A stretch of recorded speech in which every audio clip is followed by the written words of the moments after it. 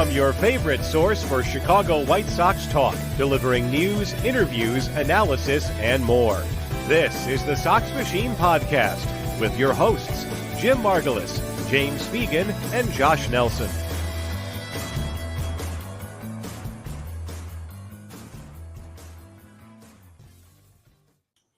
Hello, everyone. Welcome to a new episode of Sox Machine Live. I'm your host, Josh Nelson, alongside the Sox Machine beat reporter, James Fegan, and the managing editor of SoxMachine.com. It is Jim Margulis, as we are streaming live on Thursday, March 21st, 2024. And for those listening to the podcast version of this, the audio only, thank you as always for listening. And for those watching on YouTube.com/SoxMachine or on Twitter, thank you so much for joining us. In this episode of Sox Machine Live, eventually, I promise you, we will get to the White Sox preview of the 2024 season for the catchers and starting pitchers. We have some idea on how the White Sox starting pitcher rotation is going to start 2024. We firmly know who are going to be the catchers, but we'll also talk about food days that happened today for the Chicago White Sox. But as we are a week away from opening day, and we just saw the two-game series in Korea between the Padres and Dodgers, in which the team split those two games, so they both come back home 1-1 to start the season. We have chaos, and that might be an understatement. A week before opening day, and of course, a side note, we'll preview catchers and starting pitchers. And it all starts with Shohei Ohtani. And if you have been under a rock the last couple of days, or you've been focusing too much on college basketball, Shohei Ohtani's translator, Ippei Mizuhara, who's shown in this photo for those that are watching the live stream, and he's been Shohei's translator and been by his side ever since he's joined the Angels, got into a huge amount of gambling debt with a bookmaker in California. And sports betting is illegal in California. So this bookmaker is under federal investigation. And while under federal investigation, ESPN and the reporters found out that there are wire transfers from Shohei Ohtani to this bookmaker. And supposedly it is to pay off the $4.5 million gambling debt that Shohei Ohtani's translator has racked up over an undisclosed amount of time. But now the latest report is that Shohei Ohtani's representatives are proclaiming that there's theft involved, that without Ohtani's knowledge, the transfer of $4.5 million of his personal money has gone to this bookmaker. And Jim, I know you've always been skeptical about Major League Baseball's close relationship, especially when sports betting opened up across the country. It's now legal in 40 of the 50 states in the country. And especially since we cover the White Sox and you are such a history of the organization, we are frequently reminded of the 1919 White Sox. And out of all the players in Major League Baseball, I cannot imagine a grander scandal when it comes to gambling than Shohei Ohtani being involved. So what are your initial thoughts about hearing this particular news? I'm really confused just by the two stories and how they seem to have one plan and then ditch that plan for another line of messaging right as the story was breaking, whether it was Ohtani paying off gambling debts and then, maybe realizing like, oh, that might be illegal for me to pay off illegal gambling debts, even if they're not my gambling debts. So now we're going to say theft. I mean, that's kind of what it seems like so far. Craig Calcaterra did a good job breaking it down in his newsletter in terms of like three outcomes. And like the third outcome would be that they're Ohtani's gambling debts. And he's using the interpreter as like a, just somebody to throw under the bus. And that seems like the least likely. But yeah, you're kind of seeing like this drip in terms of like other sports, like especially was the Alabama baseball one with the world's dumbest bettors, talking about like, let me place this bet. I have inside information. Like, they're screaming that at the window basically. And just, they're hitting like the button underneath the desk to like sound the alarm to like, hey, this is some illegals going on here. So like you're seeing this around different sports that even if like the players involved are not, or coaches involved, executives involved are not like the ones directly placing the bets, they have idiots in their orbit that can easily like just do just as much damage when it comes to like, this kind of either tangling people who should be, maintaining their integrity in competition, or, hopefully not worse, but like that's with how pervasive gambling is. Like it just invites a whole lot more people into making a mess of what was like a nice contained atmosphere. Like sports gambling scandals were like, kind of left for, minor sports, especially like overseas. Like I think, Asia had one with tennis, just smaller sports, more individually based to where like only one person, it only takes one person to screw it up, versus now, when it gets teams involved and you have way more people involved, like you can just, it invites the possibility of just having more people who can, either bet stupidly or bet illegally and compromise a whole bunch of people who should not be compromised. James, is this topic of gambling, sports gambling, ever talked about within the White Sox clubhouse, and like the concerns or the pitfalls for the particular players? And I mean, in the state of Illinois, in Chicago especially, you have multiple books that you can place bets with legally. Certainly in terms of like the verbal abuse they get on social media, that they view that as like gambling and fantasy sports. I've been showed it type of stuff, venom they get that like gets personal towards like their significant others, even like after like 5 innings, 3 runs allowed, kind of stuff like that. So I think that's been part of their life for a while, and I think gambling only kind of raises the stakes and the volume of it. But to kind of jump off Jim's point, I think what's so chilling about this is that this is, what the probably, as much as this is the most like famous figure in the sport, this is like easily the most buttoned up and image conscious guy in the sport. So for him to have kind of like cracks in his camp where this sort of scandal could happen, like I'm sure his affairs are being like handled a lot more tightly than like the average like quad A reliever who doesn't have nearly the reason to not engage in this as Ohtani would. So I think that's what's really concerning about like the integrity of sport going forward beyond just like even the specific case. That is a good point, James, because we just learned that Shohei got married, and we just learned who his wife is, and you saw her during opening day in the opening series in Korea. And again, right now, the latest from ESPN is that Ohtani's legal representation is claiming theft, that the translator, Ippei, had banking information and was able to place these large wire transfers. Like, so we bought our house 3 years ago, and my wife initiated the wire transfer for our house. We put down 20%, which was almost $100,000. And her and I were sweating the entire time for this amount of money to be transferred to the bank to process our down payment for the house. It's a terrifying few hours. It is. To do this multiple times, like back to the story and the analysis from Craig Calcaterra that you mentioned, Jim, how does nobody within Shohei's team see this? Like, does the floor of spending not meet $500,000? Or there's just so many transactions going in and out. It's like the Office Space Superman plot of just like, if you just mask a small sum and, thousands of transactions every day, like you don't notice it. Maybe he's got a lot of money going in and out, and just all of a sudden, like you can sneak a little bit of garbage in here and there, except in Ohtani's scale, a little bit is, who knows, like 100,000 here, 500,000 there, 1.1 million there. Like, it's, there are a lot that we don't understand when it comes to just like the professional athlete lifestyle and like code of conduct. And now you're adding like mega wealth into the equation, which like, standard ball player wealth. Like, remember when you talked to Evan Marshall and, he was, making a good salary, but like, he was about to make his first $1 million 4 years in. And like that, I can kind of, I'm not making $1 million, but I know like if my career ended at 30, I'd be thinking about like how to, nurse that $1 million for as long as you can. So I kind of understand like the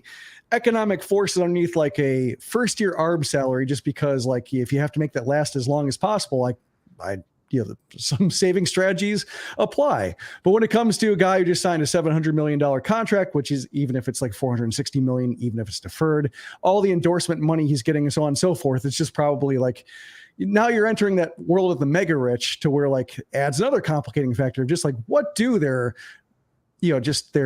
statements look like at the end of a month in terms of like lump sums, a volume going in and out. So yeah, that's one I can't quite wrap my head around.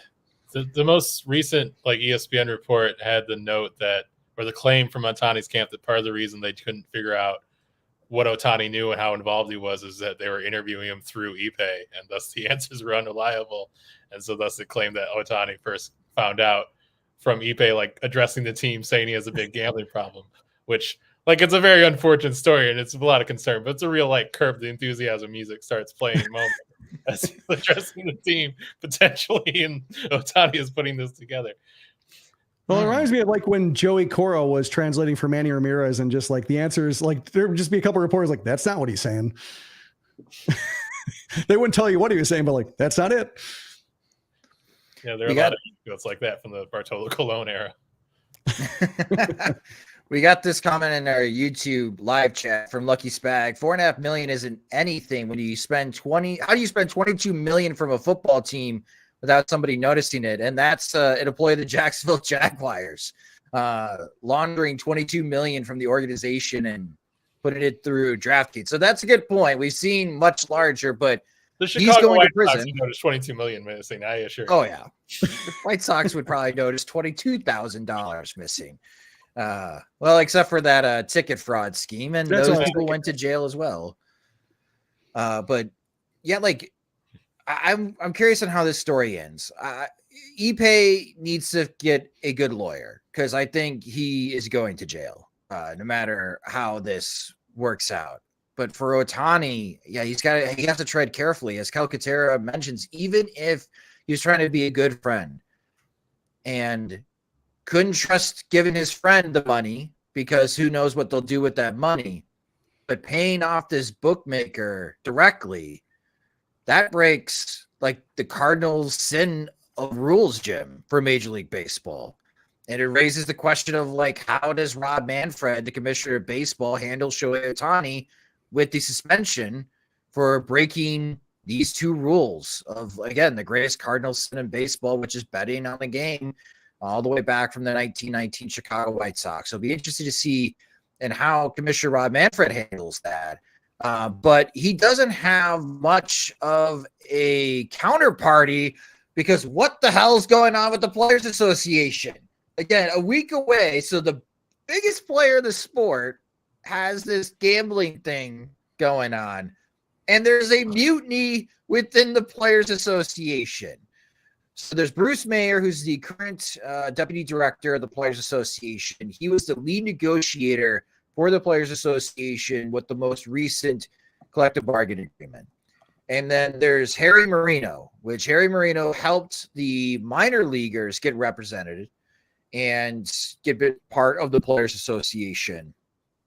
And James, maybe you can provide a little more clarity on how this works between the players, especially like team leaders, because it was Lucas Giolito for the Chicago White Sox before he got traded. He was the player rep for the White Sox. He was actually part of that 8-player executive committee that unanimously voted against the new CBA, but they were overruled by everybody else in the Players Association.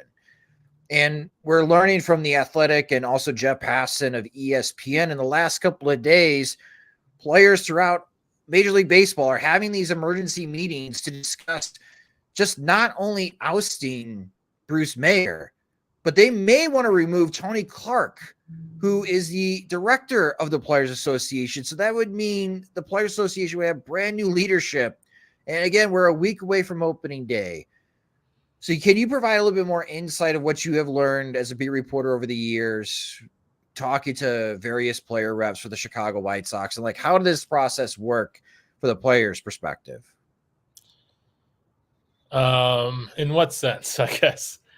Like, they're having these emergency meetings right now. Like, was Lucas the one that had the meeting and then he would just translate it back to everybody in the clubhouse of what was going on? Yeah, they would have like a group chat, and they really shared the function a lot. Like, we were talking to Sox people today. They were talking about how Andrew Vaughn was kind of sharing the load a little bit last season with him. So that would make Vaughn a likely candidate when we're trying to figure out who the union rep is now. Like during the lockout, Aaron Bummer was took on a bigger role. Was kind of sharing information from like the negotiations. Liam Hendricks was involved a little bit. So like there's one union rep, and like his job is to basically stay engaged and try to keep like other players informed, rather than all of them having to attend meetings or all of them having to like know what's going on at any time. The level of engagement can really vary by a lot, and some guys are engaged enough that they pitch in quite often, and some guys, like we talked to Larry Garcia before he signed for the day before the lockout, and he famously said, "There's a lockout coming." Lurie Garcia said that? Yeah. We said, like, was there an urgency to get this done? Because he was interviewing like 3 hours before it became official. And he was like, why? What's happened? No way. Come on. You don't remember this? I didn't hear this story. Yeah, so the level of engagement can vary a little bit. So Lurie Garcia was 4 hours away from not getting that deal, and maybe the White Sox during the lockout. Maybe his agent knew that the lockout was coming, but it didn't mean fun to Larry. That's okay. That was the day after my son was born, so I'm yeah, I'm free from following. Funny, look at Larry.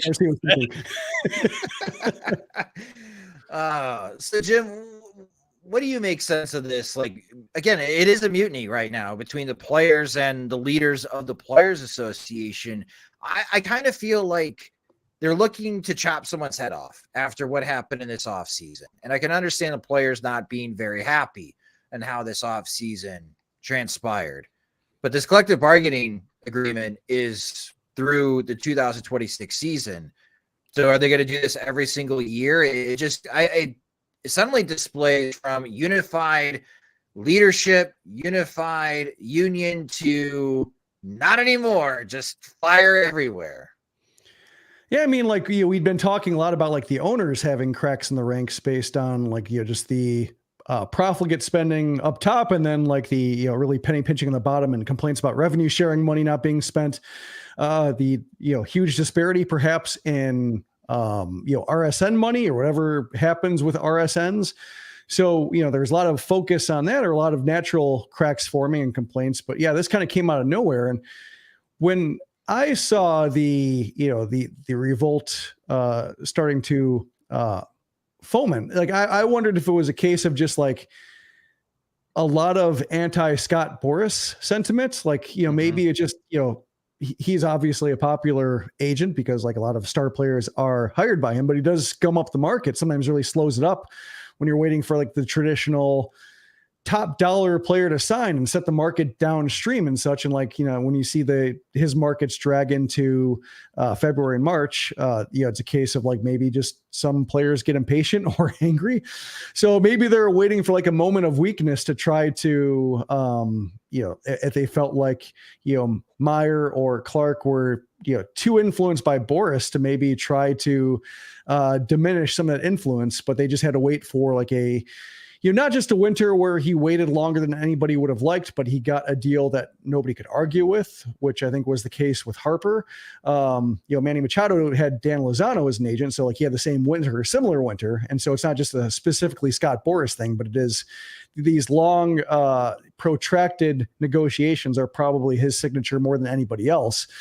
But perhaps I think, maybe that's, maybe he's popular among some players, very unpopular among other players. I'm sure he's unpopular among certain owners to where like, they don't mind necessarily nudging some anti-Boras sentiment in the player ranks too, to where like, let's start that fire and, just flipping a Bic into the pile and be like, whoa, flames. That's kind of what struck me based on just the way they're taking shots at Boras and how he got lumped in, because it has been, I think, a pretty bad winter for him. He's had winters where like, he probably overplayed his hand before, but this one seems like one where it actually did result in multiple sub-market deals and well under market when it comes to years. Yeah, we're a week away from opening day. Jordan Montgomery still hasn't signed. And the Texas Rangers just signed Michael Lorenzen to the starting rotation. So theoretically, that removes one more team in the market for Jordan Montgomery. There's still a part of me that's like, the White Sox, go sign Jordan Montgomery. He'll be ready by mid-April. Like, why not at this point? Just because Brad Keller looks good. No, we're going to get to that. We're going to be previewing the White Sox starting pitchers and catchers soon. I think an important context for people to understand is like who Harry Marino is, because the criticism of Boris essentially, and a lot of like the players' union leadership has been like the superstars, and the criticism of kind of having Boris having a lot of influences at it is that's kind of viewing economic advancement of players through the top players getting paid, and kind of this kind of made me almost like trickle down kind of philosophy. So on the other end of the spectrum is Marino, who people might remember if they remember my like long obscure investigation about minor league housing, used to run Advocates for Minor Leaguers, which was a group that raised a lot of attention to treatment and conditions of minor leaguers, and probably built a lot of allegiances with those guys who are in the minor leagues who are now advancing towards the major leagues and make up a lot of the youth population of the sport. And alongside that, he became a major force in the minor leaguers, successfully unionizing and then joining the players union.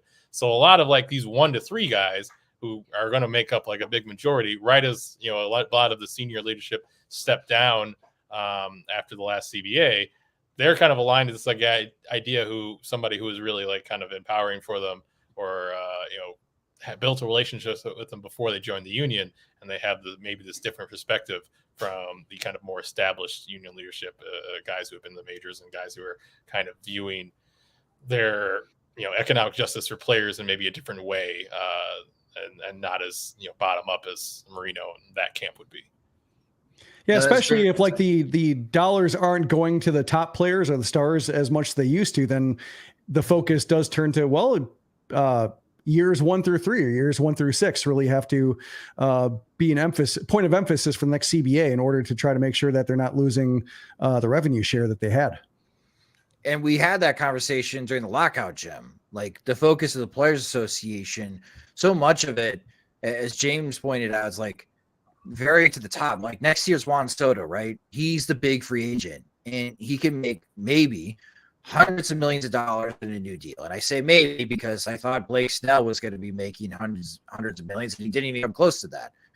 But if you're not going to get there, like you referenced Evan Marshall in the past, if that's the majority of your association now, and the tide turns where it's like, we really need to focus on the guys from years 1 through 4, because the average career is not 7-8 years. It's much shorter than that. And if teams have this active loophole in the CBA where someone like JD Davis is going to get more than $6 million as an ARB eligible player, can get cut, and then they got to settle for a $2 million contract with the Oakland A's to continue playing Major League Baseball.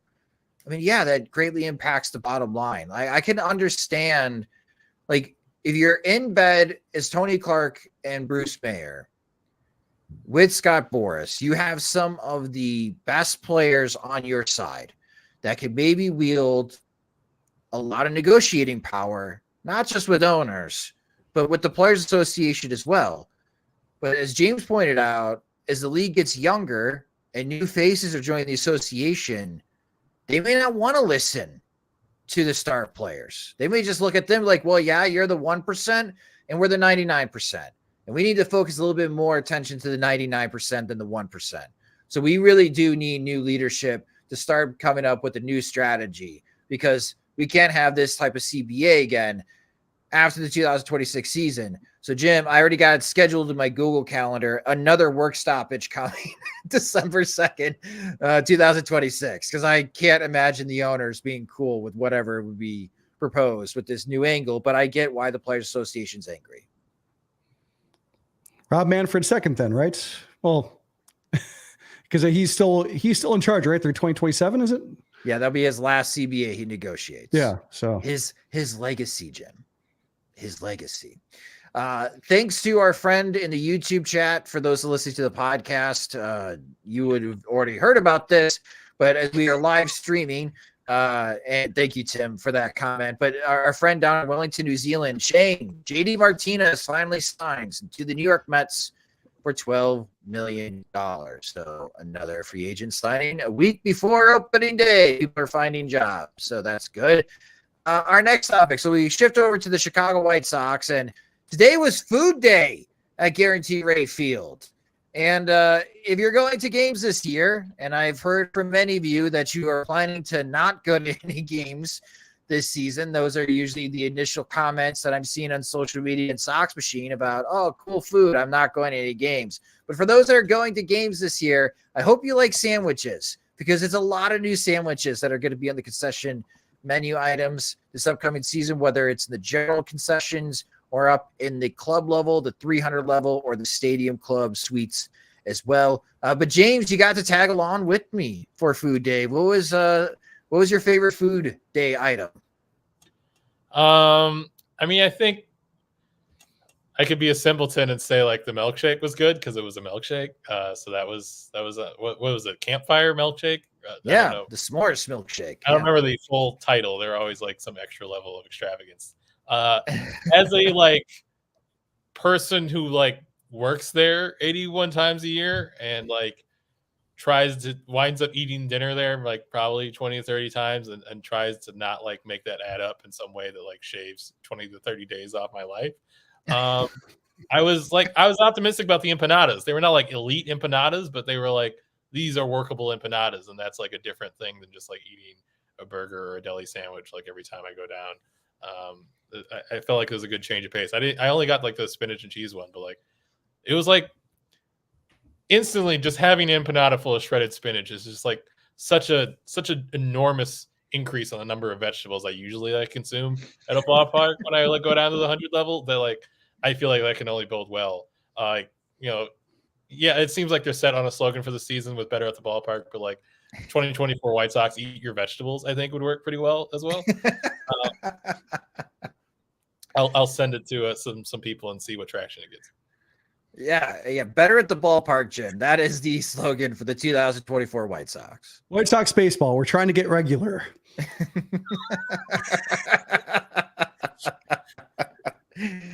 Yeah, better at the ballpark. 2024 White Sox. Don't watch us on TV. Just come to the ballpark. The one I was intrigued by was the baguette style sandwich, because like when it comes to ballpark food, like while all the helmet stuff and the gluttonous stuff, draws all the attention. Like I prefer what kind of food is, especially like say like during a rain delay where everybody's standing up under shelter, like what's easy to consume while walking or standing or like not causing a mess. And like baguette sandwiches are like perfect for that. Cause like, where do you get them? Like when you're traveling, like, train stations, sidewalk, or like, kind of storefront vendors where you're walking, eating at the same time. So any food that can be consumed on the move, I think is what you want. Yeah. The walking sticks, those are very good. I enjoy the roast beef one the most out of the three, but yeah, it's a lot of sandwiches. It's a lot of sandwiches for White Sox food day. The best item was the milkshake though. The milkshake was the best I had. And again, you can go to soxmachine.com. I reviewed it as far as the food items. We did get a chance to speak with the chief revenue officer and chief marketing officer of the Chicago White Sox, Brooks Boyer. James wrote up as far as our conversation with Brooks. So those are two things you could check out from our coverage of White Sox Food Day. Some really good insight of what's upcoming for the Chicago White Sox, with the exception that Brooks refused to answer my question. He gave me a little crap for not asking him any direct or controversial questions this time around, Jim, like I usually do. But he would not answer my question about when do you want to announce a new TV deal for the Chicago White Sox? And, I have no contentious questions for you because you are a coward.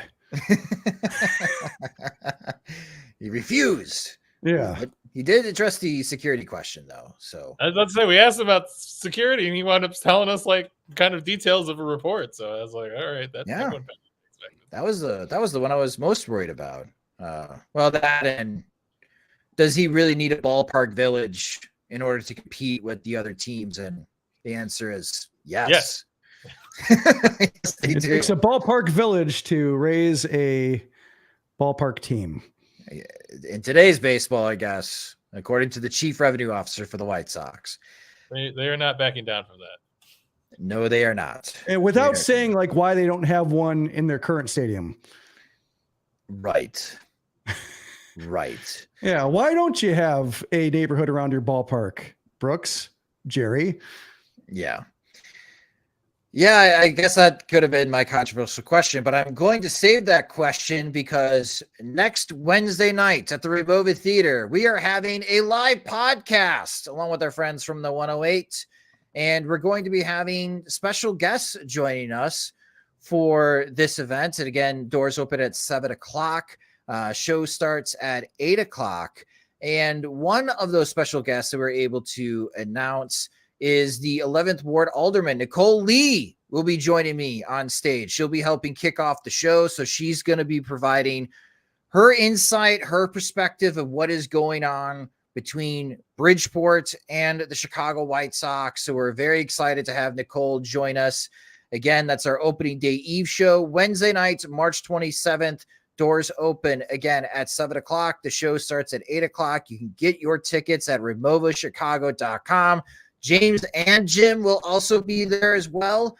Lawrence Holmes, our best friend for 630 The Score, he'll be joining us, as well as Courtney Finnecombe from the Baseball Isn't Boring podcast, part of the Odyssey Network. They do a fantastic job covering Major League Baseball on a national level. So I'm very excited again that it's going to be next Wednesday night, 7:00, doors open. Show starts at 8:00 at the Remova Theater. I'm very excited for that event.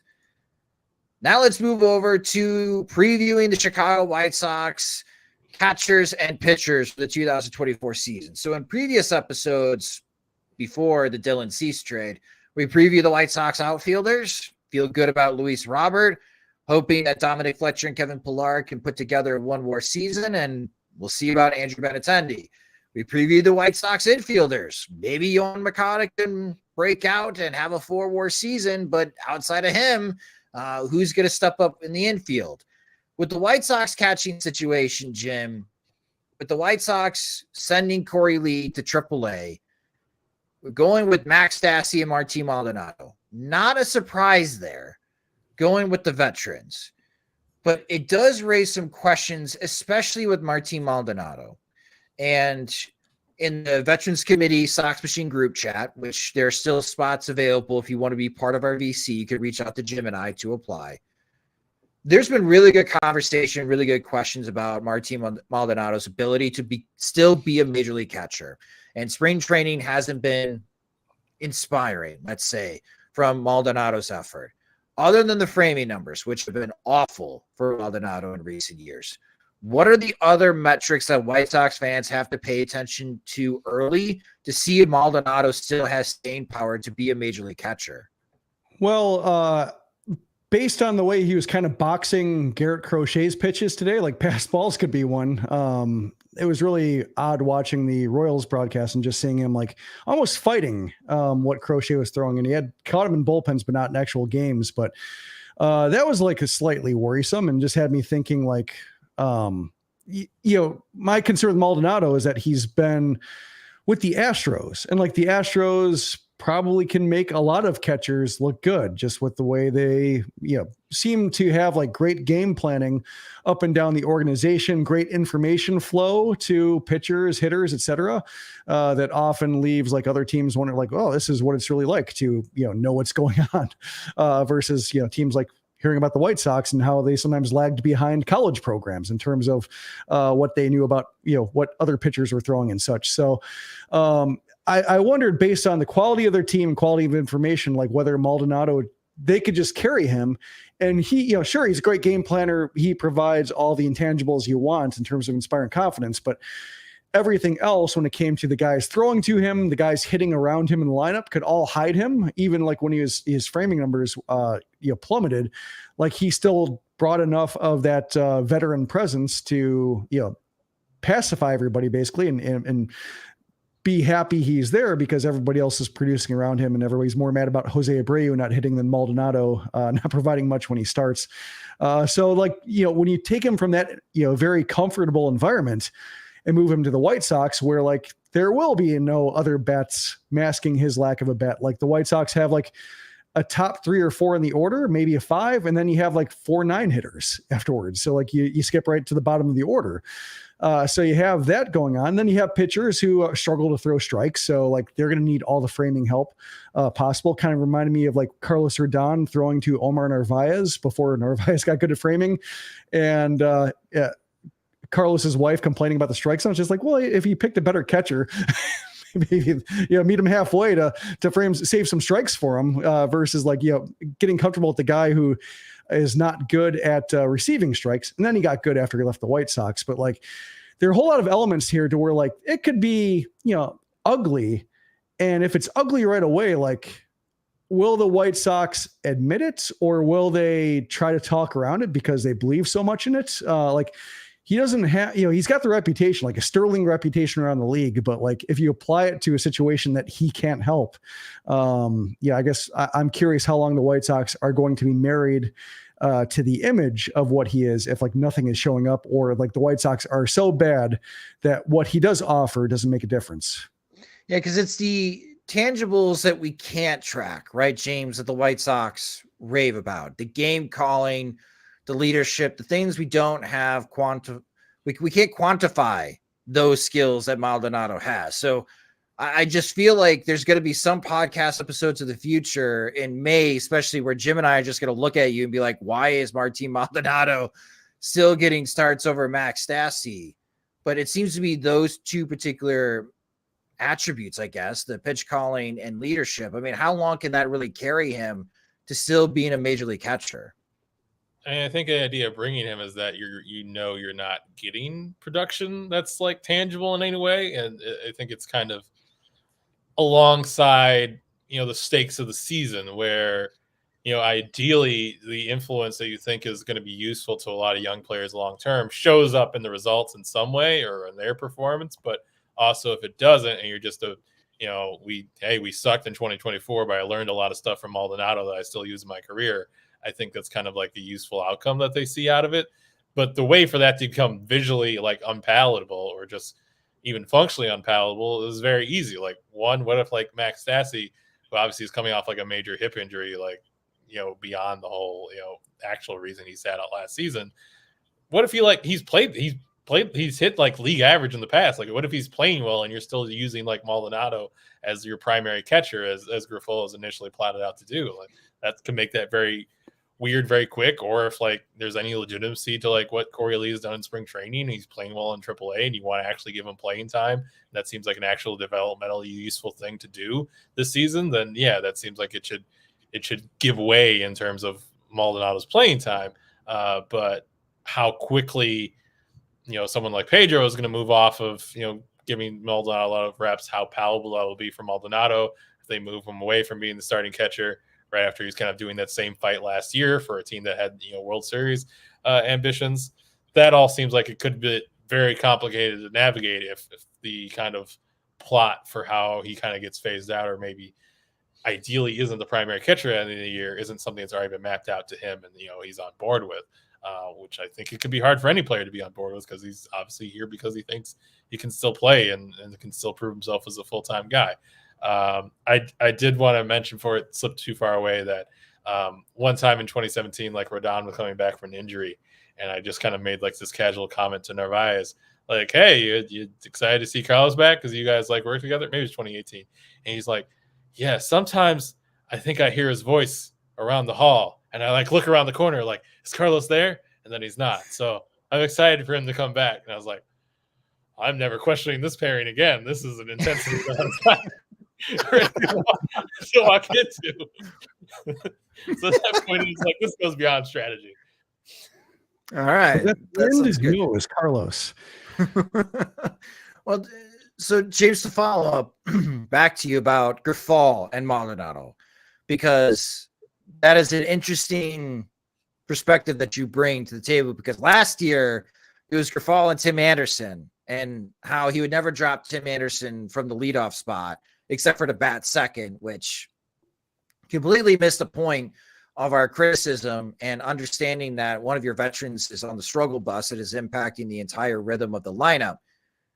But yeah, if Maldonado is like a negative one WAR player, which he could be, Easily by could be. Memorial Day, easily could be by Memorial Day, and he's getting 60% of the starts.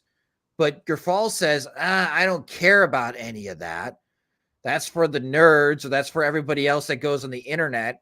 I never go on the internet, so I never look that stuff up. Meanwhile, like, Pacoda. Except for Pacoda. Doesn't this, like, again, like, I feel this particular player and the way that he manages Martin Maldonado is another opportunity for risk for Pedro Grifol to demonstrate that he might be over his head, drowning here, being a major league manager. Like, I am concerned about how he divvies out playing time, because if he's 50-50 to start the season, I'm okay with that, James, between Stassi and Maldonado.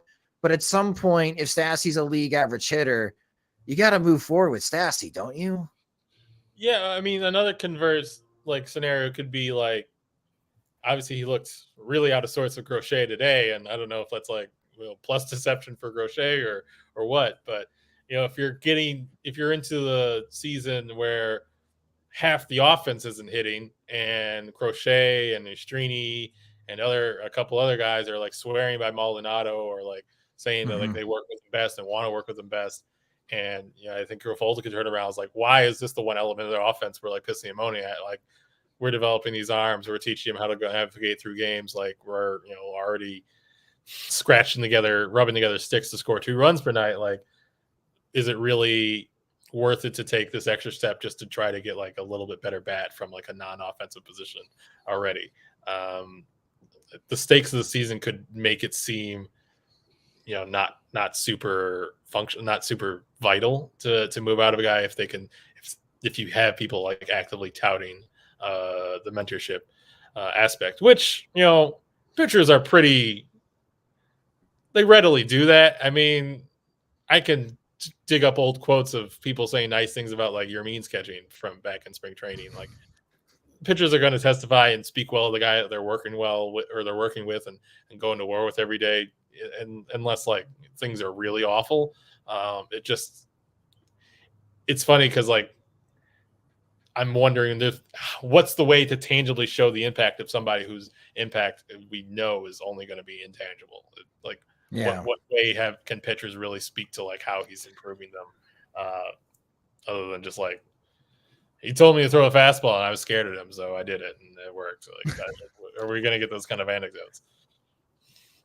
Yeah, it's consistent with like the philosophy like behind the team. Like, if we're going to lose, it's not because we're throwing to the wrong base, or it's because we're not like covering ground. We're going to lose because we just don't have the offensive talent. In this case, like, if we're going to lose, it's not because our pitchers are receiving wrong information, or you don't have a catcher who knows like how to manage emotions, or like even manage like the umpires behind the plate. Like, it's a very conservative approach of just, trying to minimize mistakes and, maybe improve like the information and just the way pitchers are processing the game. Like, that seems to be kind of like the through line is like, we want our defenders processing the game faster.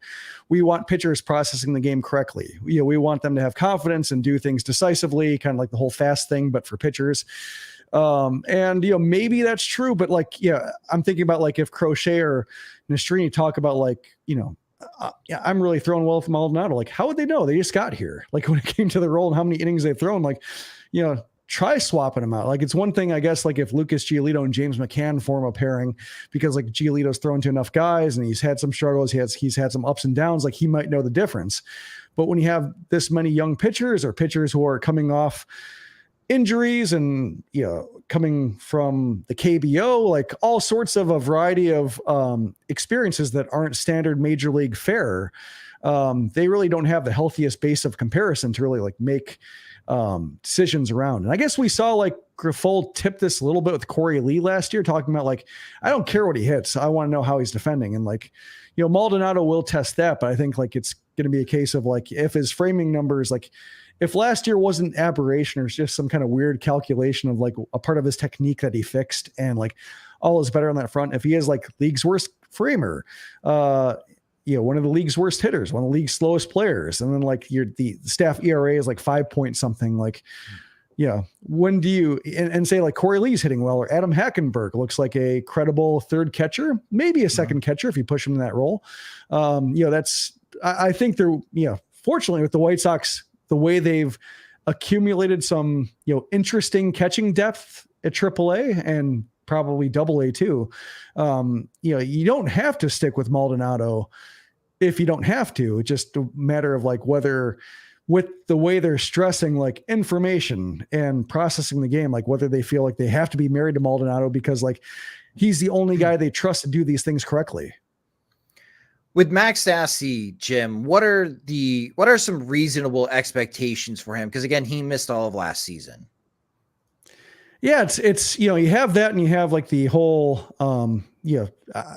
I likened it to James McCann, who had his own terrible season after his twins are born premature, and you just have like they're banking on the dad catchers who had been through hell, and everything that comes after. Now once their kids are healthy and you can have some stability at home, like everything else seems lighter. Like hitting a major league slider is all of a sudden a lot easier when you're not worried about the health of your kid every day. So like maybe that's kind of like what they're going back to the well here. Does that work for you as a dad? Do you write better? Do you podcast better? No, I can't relate to these guys. Like, we're lucky to have like a healthy, normal pregnancy. But like one thing about being a dad, like here's where I'll do the high horse thing. Yeah. But no, just like being a guy, like you don't hear all the horror stories until like you have a reason to hear. Like I have a fair number of female friends who have been pregnant and such. Like I hear like all the good stuff, but then as soon as like my wife got pregnant, like now here comes the bad stuff, or here comes like what she'll be going through. Here's everything you have to worry about. Like, you don't hear about that as a guy. So like, my knowledge of just like the range of outcomes really broadened over those 9 months. And so like, I was extremely fortunate to have a, on time, just everything hitting all the marks type of pregnancy and childbirth, everything like that. But you hear some horrible stories. So you got to tip your hats to them for like, being able to actually go to their jobs, or in the case of Stassi's case, like realize you can't, because it does take a toll. So I mean, that's, compelling. There's also like, the hip injury too, which is, given how he's had a slow start to his spring, like, can he get all the way back? So I think if he gets all the way back, like I would say, like if it's like an 85 OPS plus, like I'd say like, that's probably okay if he's framing like he was and the defense is there. But there are a lot of variables here to where like, maybe he'll be an okay hitter, but the defense erodes on him because like his hip, causes some problems or changes in technique behind the plate that really creates some issues for him, like being able to receive the ball, or maybe he's just getting older and that's a skill that declines. So there are a lot of, balls up in the air, I think, with Stassi's game, to where like, I think it's worth the flyer the White Sox are taking, basically paying him the league minimum to see what he has left. But between Maldonado and Stassi, like, there is a high bust rate here of just like the White Sox taking a flyer on a guy who, has demonstrated all the skills to be a successful catcher for a successful pitching staff. But it's, I think we know what Maldonado is going to do or not do. I think Stassi, it's a lot, there are a lot more crazy variables going on. So I would say like 80, 85 OPS plus with the occasional homer and like average defensive metrics would kind of be, I think, maybe the slightly above average outcome based on just, how he might not be able to show up to the post of like his hip still bothering him, or if he's just, missing a year really just kind of accelerated the decline that he was already kind of battling a little bit. The Chicago White Sox are to celebrate Father's Day, which Father's Day this year in 2024 is June 16th. The White Sox will be visiting the NL champions, the reigning NL champions, the Arizona Diamondbacks, for that day, Father's Day. They'll be celebrating it against the Boston Red Sox the 7th to the 9th in that weekend for those making plans. Hawaiian Shirt Day is that Saturday afternoon till between the White Sox and Red Sox. I would like, if there's that opportunity, Max Stassi to start that game. I don't have a lot of requests for this year. I would like John Brabia to close out one game at home so I could hear Wham.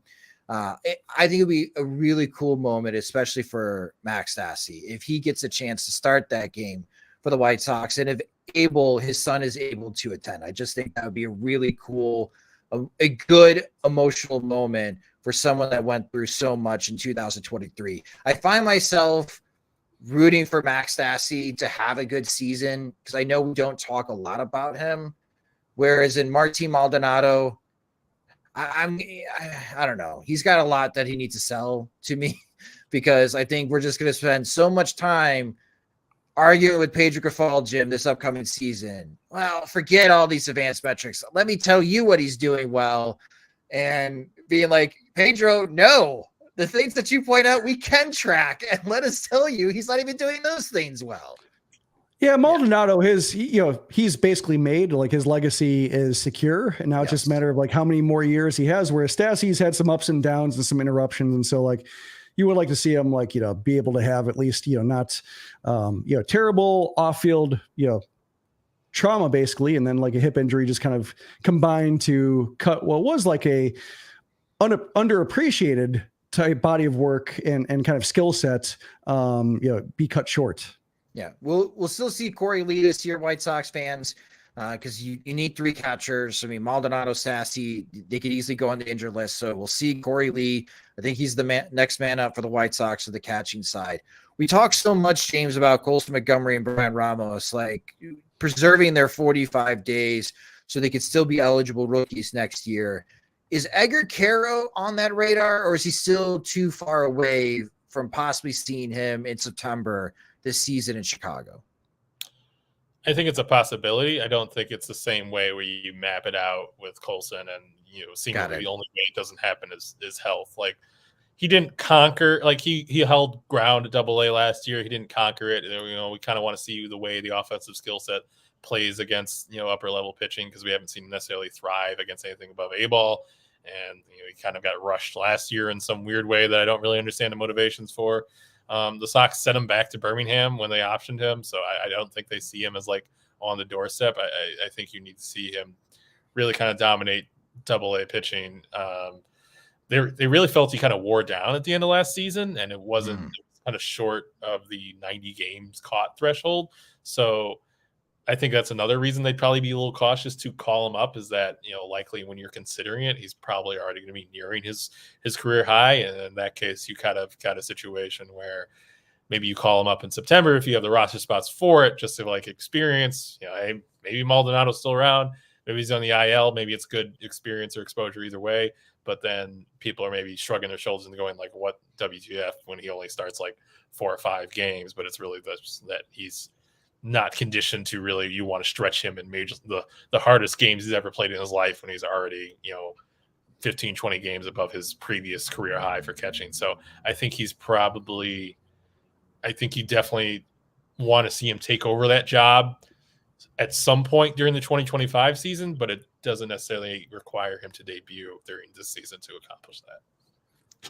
Well, let's move over to the White Sox starting pitchers, and this is going to be more of a brief conversation because I think we're just going to be talking about the starting pitchers a lot this upcoming season, and this is on how it's mapped out right now for the opening day series against the Detroit Tigers. Garrett Crochet is going to be the opening day starter.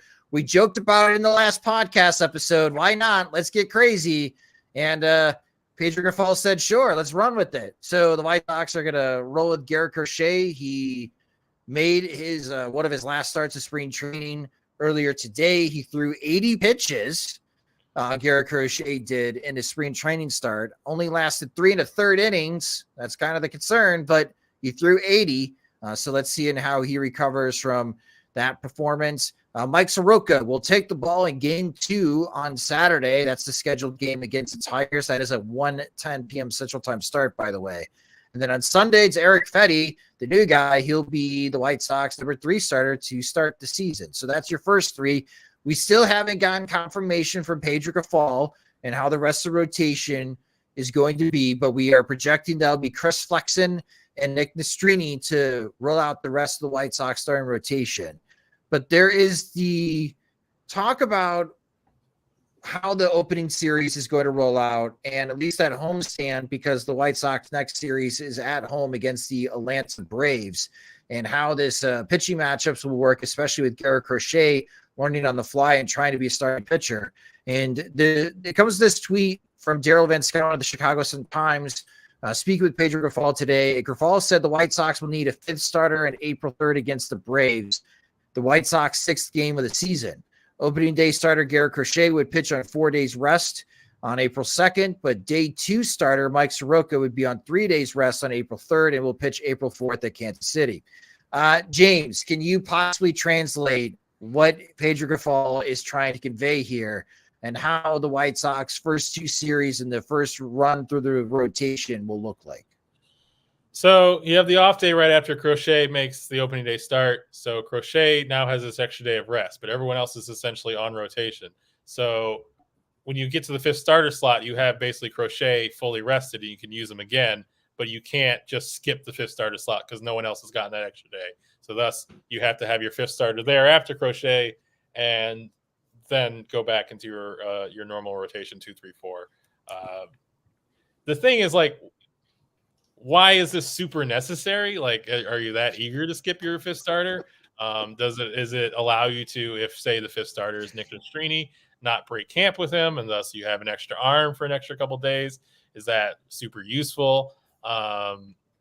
Is that with Crochet, this effectively has to be his last outing that he had on Monday because it's only a week until another day. He can throw, he can stretch out a little bit, maybe throw a couple up downs, but you can't have another full start to build him up.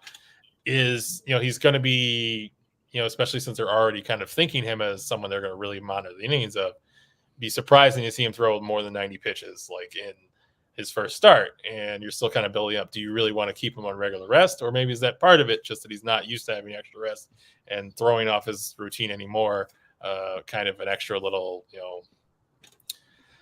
messing with his head or messing with his routine in a way that is not easily recoverable. The other thing is, like, I guess they can work it out as far as like Crochet going next or the fifth starter going next, but just it seems like an odd wrinkle to assess. And the only benefit I can really think of is that you get an extra bullpen arm before you use Nastrini or whoever by the extra day. And if anything, we're kind of looking at this White Sox group and seeing how we count to 8. So seeing how they get to 9 will be informative. Yeah, he doesn't have an idea yet who's still in his bullpen a week before opening day. So whoever's in his bullpen, I mean, that's one story in itself. We did get this comment in the YouTube chat and live stream. We don't even know if Crochet can handle 5 days rest. And this is, I guess, where we had our reaction on SoxMachine.com. And Jim, push back if I'm going too far with this. I think the Crochet's opening day start goes one of 2 ways. It's either encouraging or embarrassing. Encouraging in which that he can get through 4 innings and maybe he allows just 1 run. But for 60, 70 pitches, you could see the path of Crochet being successful, whether that's an extended opener or a starting pitcher that can go 5 innings for you. The embarrassing part is what happens if he repeats last year where he faces 20 Tigers batters, and cap tip to Tigers media for pointing this out. He walked 7 out of the 20 batters he faced against the Tigers last year. He walked 7 of them. So what happens if he has a Yamamoto type of start, which Yamamoto, all that money, lasted 1 inning against the San Diego Padres? The reason I say embarrassing, because everyone else in Major League Baseball, when they check the out-of-town scoreboard in their broadcast, will say, oh, the Tigers beat the White Sox earlier this afternoon. And did you see what the White Sox did? On opening day, they used an opener. What kind of team are they fielding? They don't have someone that can throw 5 innings. They don't have enough starting pitchers to start the season. Now, that might be out-of-town stupid, and we could maybe claw back or push back from that commentary outside of Chicago, or at least in the south side of Chicago. But I would find that criticism, to be fair, of what the White Sox strategy is here on opening day. So I feel it about Crochet next week being that opening day starter and how the rotation could look like, at least through the first homestand. Yeah, I can kind of see that in terms of like, yeah, there is the possibility of just like we've seen White Sox opening day start duds. Some miserable openers to where, like, even guys who were supposed to go 6-7 innings only got knocked out in the first couple. So like, yeah, I think it's an unfair standard a little bit to like hold Crochet to be like, if he screws up, it's because he's uniquely flawed as an individual. And this never should have happened because the White Sox just have a way of like immediately face planting out of the gates, and making everybody feel like, well, what are the other 161 going to look like?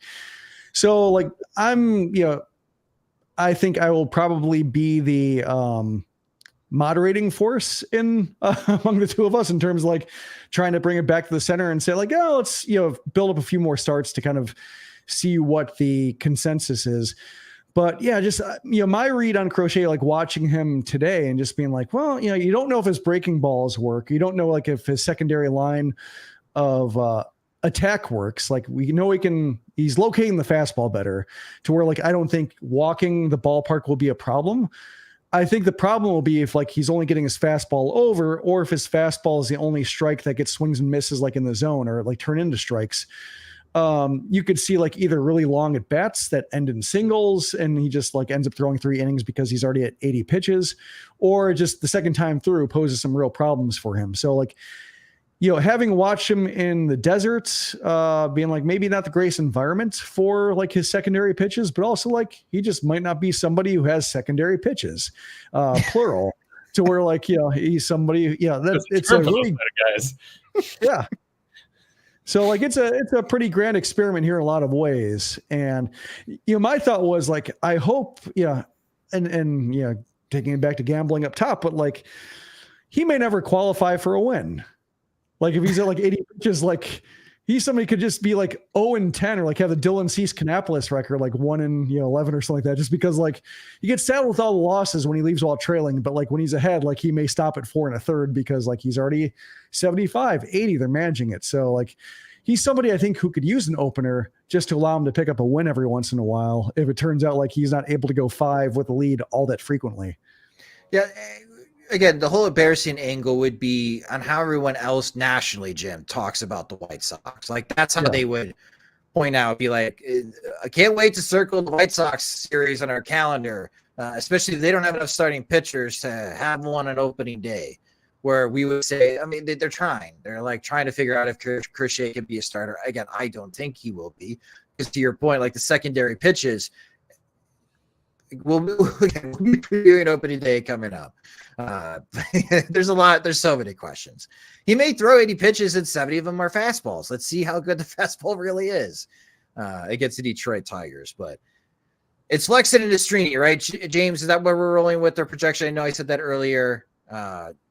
After them, who's next, I guess? Because the question I have for both of you is that over under 12.5 different starting pitchers this year for the Chicago White Sox. Now, I don't think I could name 13 starting pitchers right now for the White Sox, so I'm inclined to go under. But Jim pointed out before we went on the live stream that Pedro Grifol is talking up Brad Keller. Could Brad Keller surprise and make the opening day roster at the last minute? I don't think so, just because like he's only throwing 2 innings still. I don't think they expect him to be built up that much by then. Okay. So I think that's something like ready as depth as time, necessitates, and they could easily use them as a way to skip Crochet a turn, as I'm sure they'll do at some point if they have that level of free will over how everything goes. But I think Woodford is a multi-inning option, someone you could stretch out and not really feel super bad about throwing him and trying to get multiple innings. Chad Cole has obviously done it a lot before, where it wouldn't be like the craziest spot start situation of all time. But I think you obviously need a lot from AAA and to kind of develop into reasonable options over the course of the year. Davis Martin becomes obviously something at the All-Star break that could be very useful for when he's ready. Theoretically, Jared Schuster is probably in that mix, or at least can be. AAA rotation looks a little gnarly as well. Drew Sharp obviously becomes somebody who, he didn't look super like immediately ready the first time we saw him, but is supposed to be someone who you would think they could feel comfortable starting AAA, or at least even if he's in Birmingham to start, not be someone they would rule out, coming up and having him be a spot starter for however he's going to be. Like the thing that gets touted from the first day you acquire was that, Sharp was somebody who was in consideration to make San Diego's opening day roster. Thorpe. Yeah. Oh, Drew Thorpe. Yeah. I don't know why you call him Drew Sharp. I think that's a cooler name. He was a Detroit news columnist.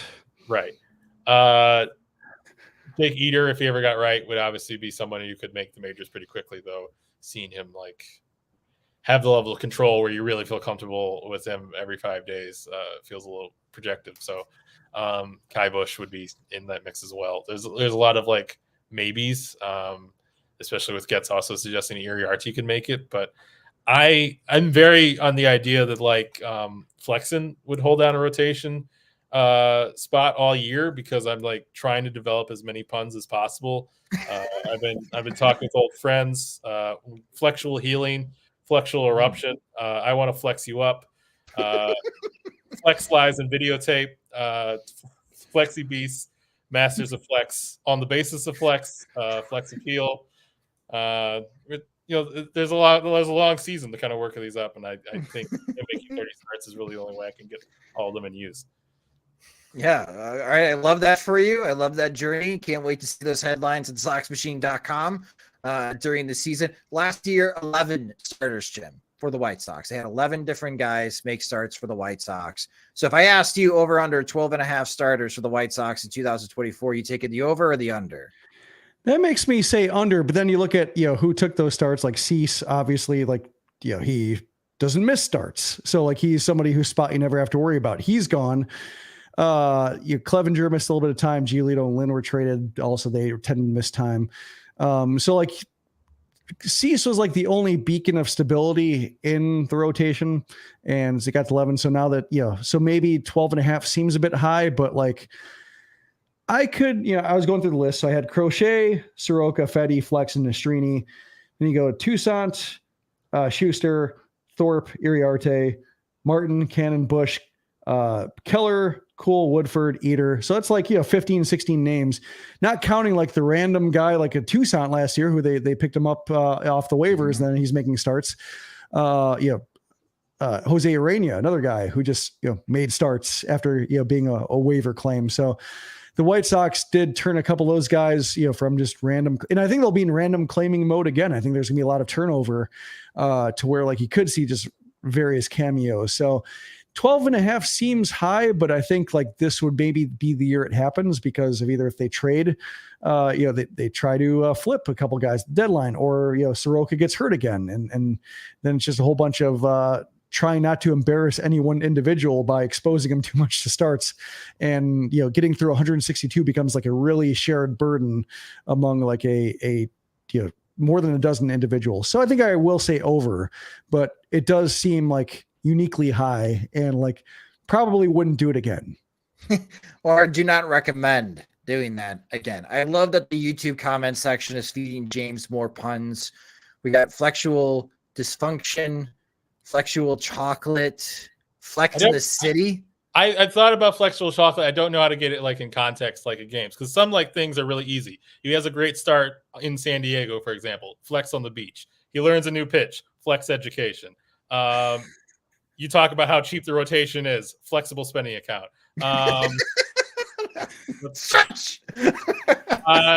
He strikes out Heimer Candelario, flex and candy. Like it's there's a lot. So specific. So like if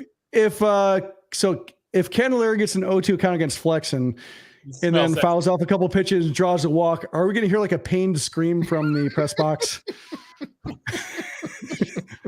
Well, obviously, if he gets the 0-2 count, you're going to overhear like onto the broadcast. I smell Flex and candy. Then people are going to think you're gambling on it when he hit the. No, I just had a pun. Don't investigate me. Sean. And to come full circle, Sean's last suggestion, flex bet if he strikes out Ohtani. Do you have Flex Seal on there? Flex who? Flex Seal. Flex Seal. No, I do not. I sawed a boat in half. There you go. There's one for free. All right. That's going to be our running gag all season long, folks. Hit up James on social media hit up the comment section at soxmachine.com. Give us your Chris Flexen puns that he could use throughout the season. And I think that's going to be a great use of our time.